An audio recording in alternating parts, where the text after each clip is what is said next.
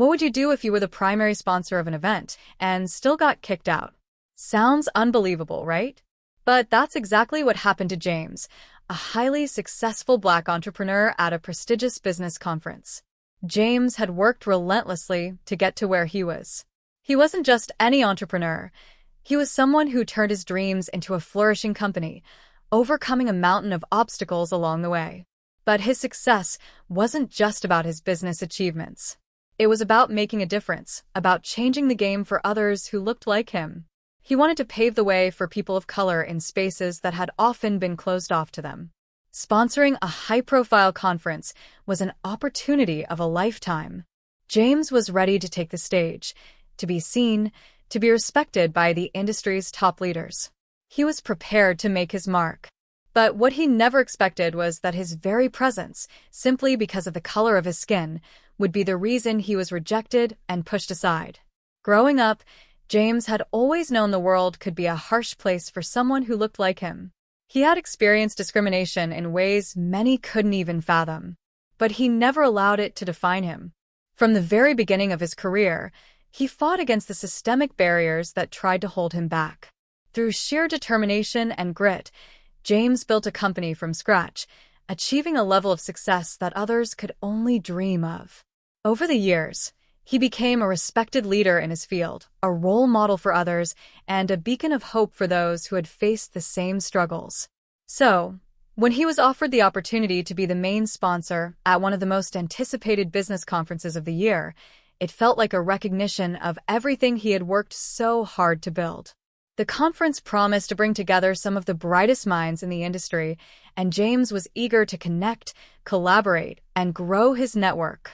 This sponsorship wasn't just a financial contribution, it was a bold statement. He was there to show that people of color weren't just participants in the business world, they could lead, innovate, and make a lasting impact. The event lived up to its reputation, luxurious, prestigious, filled with powerful people from all corners of the business world. The organizers proudly promoted diversity and inclusion, holding panels on leadership, innovation, and breaking down barriers. James was thrilled to be part of it. He was there to support the mission, meet potential partners, and network with influential leaders who shared his vision for a more inclusive future. As he entered the venue, the atmosphere was electric. The buzz of conversation, the bright lights, the high-end decor, it all pointed to one thing: this was going to be a major event. James was ready to make his presence felt, ready to connect with others who shared his dreams of a more inclusive world. But what happened next completely took him by surprise. In the middle of the event, James was approached by security. At first, it seemed like a simple misunderstanding. Maybe they needed to verify his credentials or something. But when the guard told him he had to leave, James was stunned. "Excuse me?" he asked, confused. "I'm the main sponsor of this event." But the guard was firm. No explanation, no compassion. He cited protocol as the reason for James's removal. James, bewildered, tried to reason with them. He spoke about his sponsorship, his vital role in making the event happen, and how surely someone in charge would understand the situation. But that didn't happen. Instead, James was escorted out, humiliated and in shock. It wasn't just an innocent mistake.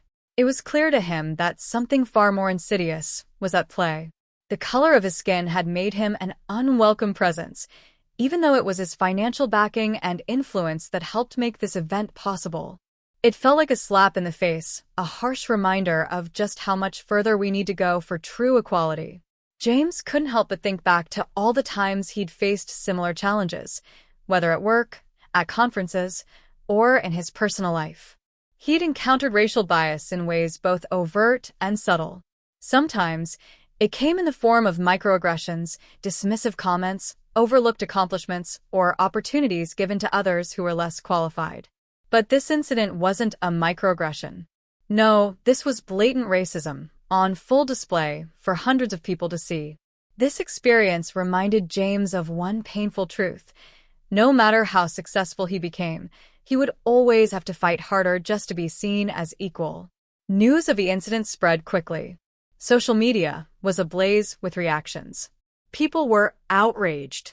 Some were shocked that such an event could happen in today's world, while others, unfortunately, weren't surprised at all. The conversation quickly shifted from the conference's supposed mission of inclusion to the glaring hypocrisy of the entire event. The backlash was swift, and the pressure mounted. Sponsors began pulling out, and attendees started questioning whether they could support an event that allowed such blatant racism. For James, the whole experience was painful, but it also served as a wake-up call. His work wasn't finished. This wasn't just about his personal humiliation.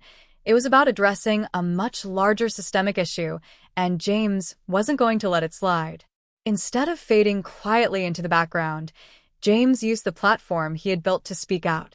He went public with his story, and his voice resonated with so many who had faced similar injustices. James didn't accept the apology the organizers offered. No. He pushed for real change. He demanded that those in power be held accountable.